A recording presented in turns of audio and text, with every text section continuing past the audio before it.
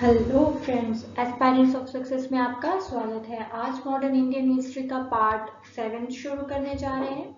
6 part में हम governor general of India के बारे में पढ़ चुके हैं और 7th पार्ट में आज हम वॉइसरॉय ऑफ इंडिया के बारे में जानेंगे। तो आज हम जो महत्वपूर्ण वॉइसरॉय इंडिया में रहे उन्हीं के बारे में जानेंगे। तो गवर्नेंस ऑफ इंडिया एक्ट 1858 के तहत कंपनी रूल खत्म कर ब्रिटिश क्राउन के अंतर्गत भारत आ गया था। अब गवर्नर जनरल ऑफ इंडिया को वॉइसरॉय ऑफ इंडिया कहा जाने लगा और वॉइसरॉय राजा का प्रतिनिधि होता था। तो चलिए शुरू करते हैं। लॉर्ड कैनिंग, इनका कार्यकाल 1856 से लेकर 1862 तक भारत के वॉइसरॉय के रूप में रहा। लॉर्ड कैनिंग भारत के प्रथम वॉइसरॉय थे। 1857 की क्रांति भी इन्हीं के समय हुई थी और विडो रीमैरिज, विधवा पुनर्विवाह विद्यासागर द्वारा चलाया गया आंदोलन था और इन्हीं के प्रयासों द्वारा 1856 में विधवा पुनर्विवाह अधिनियम लाया गया था। भारतीय दंड संहिता आईपीएस की स्थापना 1860 में की गई थी और 1857 में कोलकाता, मुंबई, मद्रास विश्वविद्यालय की स्थापना भी इन्हीं के समय की गई थी। लॉर्ड मेयो, इनका कार्यकाल 1869 से लेकर 1872 तक भारत के वॉइसरॉय के रूप में रहा। 1872 में भारत की पहली जनगणना इन्हीं के समय हुई थी। 1872 में ही कृषि विभाग की स्थापना भी की गई थी और लॉर्ड मेयो का पोर्ट विलियम, अंडमान निकोबार में कैदियों का निरीक्षण करने गए थे तो वहां उनकी हत्या कर दी गई थी। लॉर्ड लिटन, इनका कार्यकाल 1876 से लेकर 1880 तक भारत के वॉइसरॉय के रूप में रहा। 1878 में प्रथम अकाल आयोग फैमिन कमीशन बनाने की बात चली अकाल के समय के लिए और पहला अकाल आयोग रिचार्ड स्ट्रेची के नेतृत्व में रहा। वर्नैकुलर प्रेस एक्ट 1878 में लाया गया जिसके तहत भारतीय प्रेस पर प्रतिबंध लगा दिए गए थे।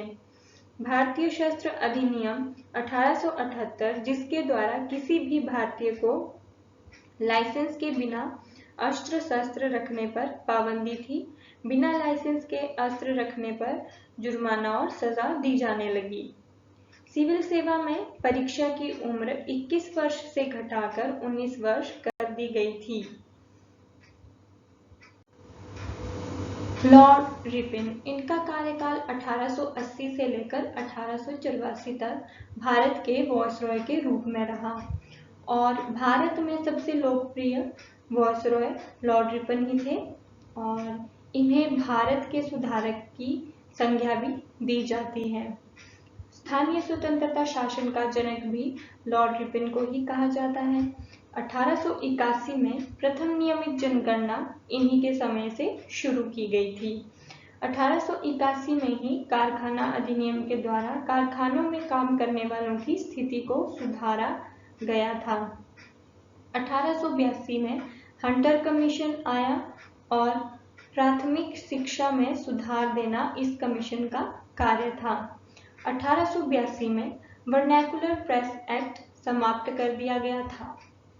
एल्बर्ट बिल के तहत कार्यपालिका को ब्रिटिश न्यायपालिका और भारतीय न्यायपालिका को बराबर करने की बात कही गई थी और इस बिल का विद्रोह ब्रिटेन और ब्रिटेन आर्मी द्वारा किया गया और इसके पश्चात रिपन ने इस्तीफा दे दिया था। लॉर्ड कर्जन, इनका कार्यकाल 1899 से लेकर 1905 तक भारत के वॉइसरॉय के रूप में रहा और यह भारत के सबसे अलोकप्रिय वॉइसरॉय थे। 1905 में बंगाल का प्रथम विभाजन हुआ और भारत में इसका बहुत अधिक विरोध हुआ और इस विभाजन के तहत बंगाल को 2 भागों में बांट दिया गया था और 1902 में थॉमस रैलो की अध्यक्षता में विश्वविद्यालय आयोग का गठन किया गया। इसी के तहत 1904 में भारतीय विश्वविद्यालय अधिनियम को पारित किया गया था। लॉर्ड मिंटो द्वितीय, इनका कार्यकाल 1905 से लेकर 1910 तक भारत के वायसरॉय के रूप में रहा। 1906 में मुस्लिम लीग की स्थापना। 1907 में कांग्रेस का विभाजन हुआ नरम दल और गरम दल में इन्हीं के समय।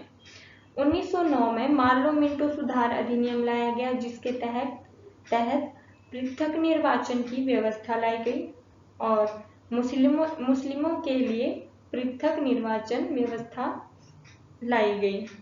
गवर्नर जनरल की काउंसिल में पहले भारतीय सत्येंद्र प्रसाद सिन्हा की नियुक्ति इन्हीं के समय की गई थी। लॉर्ड हार्डिंग्स द्वितीय, इनका कार्यकाल 1910 से लेकर 1916 तक भारत के वायसरॉय के रूप में रहा। बंगाल विभाजन को रद्द कर दिया गया।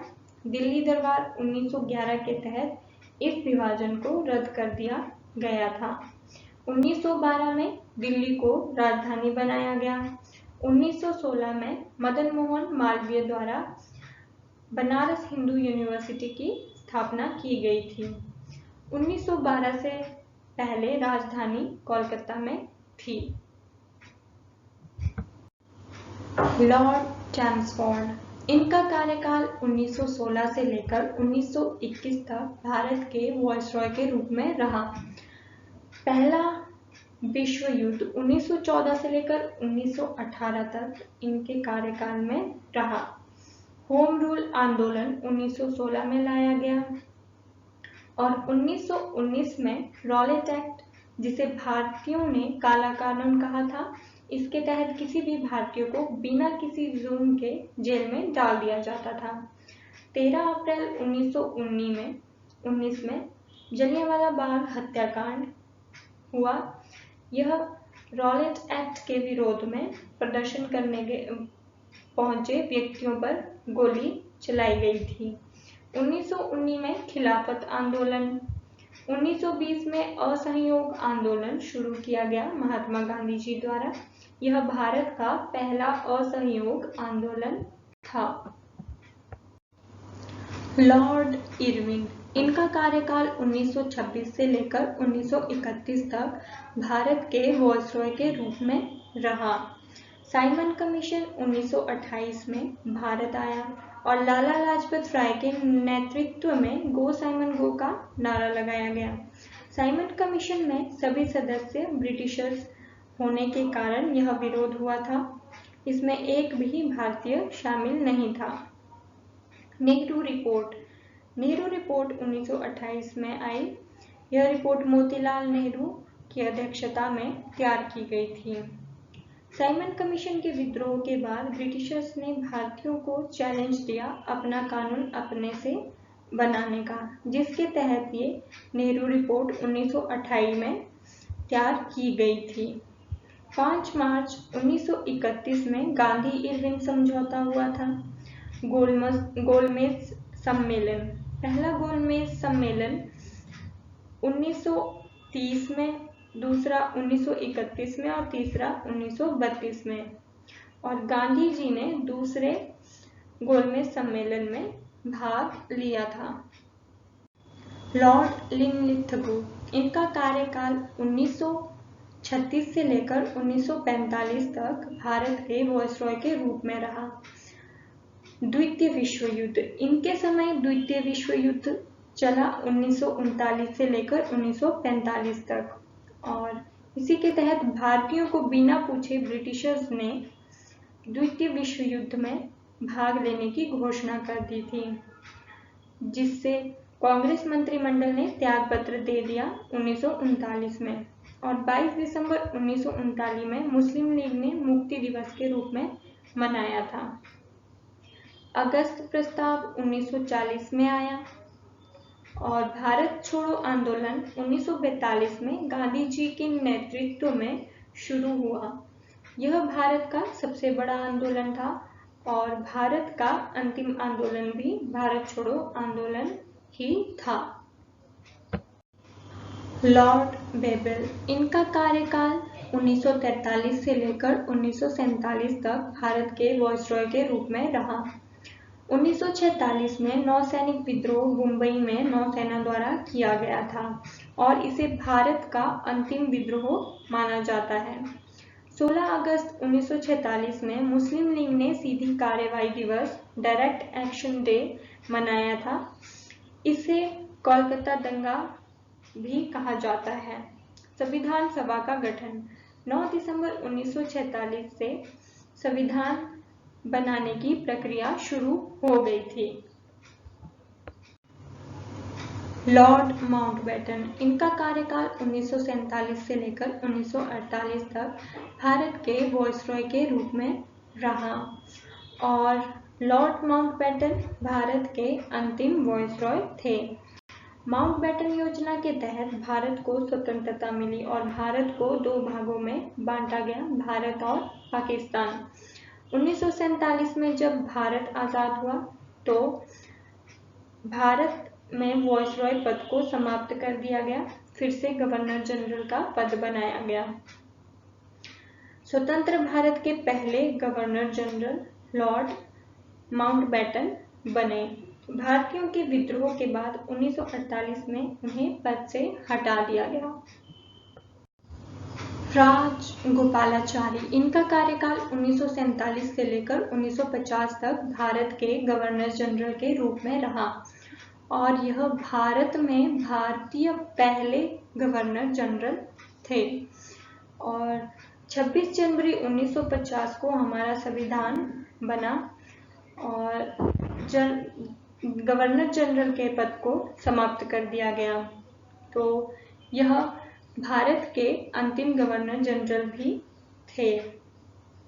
अगर आपको मेरा वीडियो पसंद आया हो तो वीडियो को लाइक करें, शेयर करें और सब्सक्राइब करें। Thanks for watching.